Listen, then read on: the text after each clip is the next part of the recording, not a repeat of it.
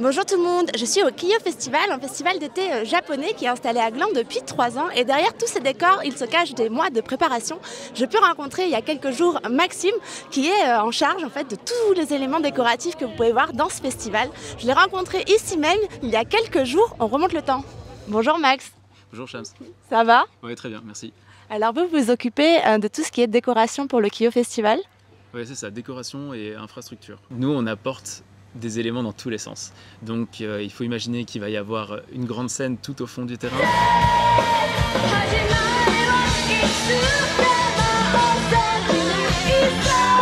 De chaque côté, il y a des grandes cantines de 30 mètres de long par 8 de large. Un matsuri qui fait environ 400 mètres carrés, donc ça prend vraiment de la place. La partie restauration. On va faire donc un stand de ramen Ichiraku, le fameux stand de ramen de Naruto.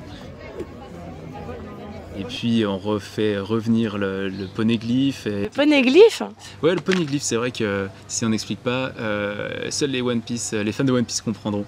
Deux personnages du manga peuvent décrypter ces stèles et donc elles sont monumentales, elles font environ 4 mètres. Il y a encore autre chose de prévu en termes de déco? Bon, c'est une déco-activité, c'est-à-dire qu'on a fait faire une épée de Guts, donc c'est dans le manga Berserk. C'est une épée qui est très lourde, qui est normalement fait, je crois, de mémoire 150 ou 200 kg dans le manga. Et bien sûr, on ne l'a pas faite à ce poids-là, mais ce sera le challenge d'essayer de la dresser et de la lever comme une épée.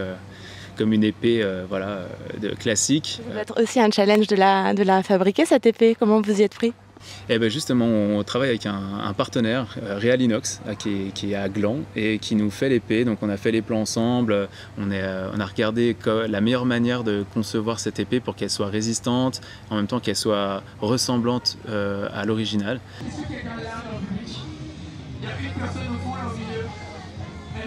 On va occuper l'espace de manière assez dense, quoi. L'installation s'est passée comme prévu? Non, on a eu forcément des retards. Hier, on n'était pas encore prêt à l'ouverture. Et puis, on a fini ce matin plein de choses, etc.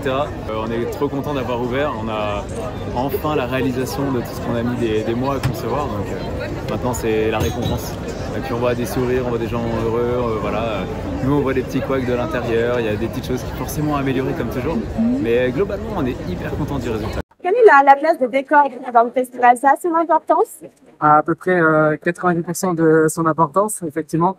En fait, tout est fait maison. On a de la chance d'avoir des personnes très talentueuses, douées en menuiserie et au niveau du bois, etc., qui ont construit de leurs mains tout ce qu'on peut voir autour de nous. Et ben, c'est ça qui fait la beauté et le charme du festival. Ce qu'on fait, on voit que c'est fait maison et que c'est vraiment des passionnés derrière le projet. Merci beaucoup, un bon festival. Merci beaucoup. Merci. Et vous, qu'est-ce qui vous a donné envie de participer à l'élaboration du Kiyo Festival? Alors c'était un grand hasard. Dans un réel, dans une story, pardon, il demandait s'il y avait des gens qui s'y connaissaient en bricolage, en travail du bois, des menuisiers, des ébénistes, des charpentiers ou autres, ou juste des passionnés, qui sauraient donner un coup de main pour concevoir justement les stands. Et j'y ai répondu en me disant, de toute façon, bon, il y a peu de chances qu'ils me répondent, mais on verra. C'est la 3e édition du festival et donc je commence à comprendre un peu, à savoir où sont les pièges, etc. Et c'est vrai que moi qui ne viens pas du tout de l'événementiel, je découvre tout au fur et à mesure.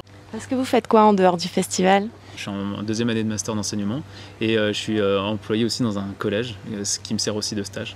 Voilà, donc je suis enseignant en histoire et géographie. Pour avoir eu envie de participer au Kiyo Festival, vous êtes vous-même fan d'anime? Je me souviens, je devais avoir 18 ans parce que je conduisais. Je faisais un babysitting et la maman m'avait dit regarde un épisode de Naruto avant d'aller se coucher. Et après, j'ai dit bon, je vais regarder avec lui parce que vraiment ça m'amuse pas. Mais puis j'ai commencé à regarder avec lui. En fait, quand il allait se coucher, j'ai continué de regarder. C'est drôle parce qu'à 37 ans, je peux parler avec mes élèves d'animé ou de manga et tout, ils sont trop contents.